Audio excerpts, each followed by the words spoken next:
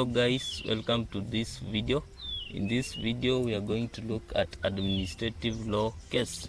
The case that we're going to look at is the case of Secretary of State for Education and Science versus Tameside Metropolitan Borough Council that took place in 1977. In this case, the court concluded that when a public body considers matters which it ought not to consider or excludes from consideration matters that it ought to consider, then that body performs what is called unreasonableness. So let's look at the case details. The court involved is the House of Lords. Okay, so the facts of the case are as follows. Tameside, a new local government unit, formulated a plan to implement comprehensive education in the area, deviating from traditional English meaning of the term comprehensive education. Local elections were held on 6th May 1976. The Secretary of State issued a direction under Section 68 of the Education Act of 1944, allowing significant changes in school character but requiring proposals to be submitted for approval. The Secretary of State expressed concerns about Tameside proposed changes being unreasonable and causing considerable difficulties. The Tameside Authority established a selection panel for school admissions, not limited to the 11+ examination. The council's proposals faced opposition from teachers' unions, leading to non-cooperation. The issue of implementing the proposals was significant in the 1976 local government elections.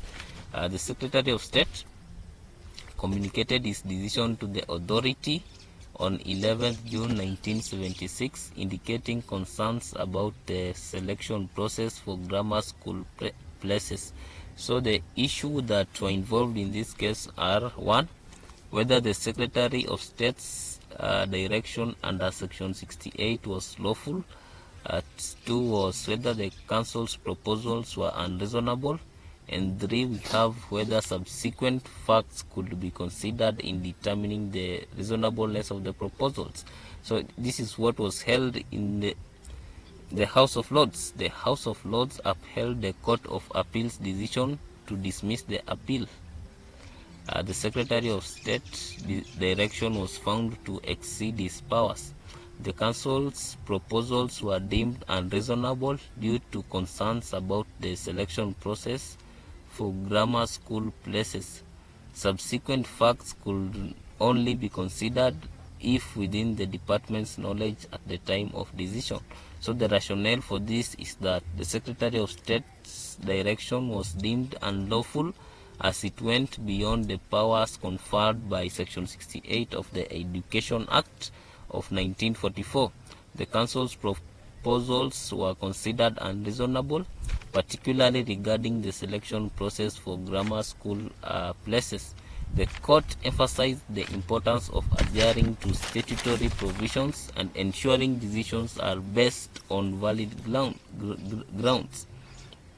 So the disposition is that the appeal was dismissed, affirming the Court of Appeal's decision. The Secretary of State's direction was deemed excessive, and the Council's proposals were found to be unreasonable in the light of the selection process concerns. The case highlights the significance of adherence to statutory provisions in educational policy making and the need for decisions to be based on valid and reasonable grounds. Thank you for watching this video. Like, share and subscribe.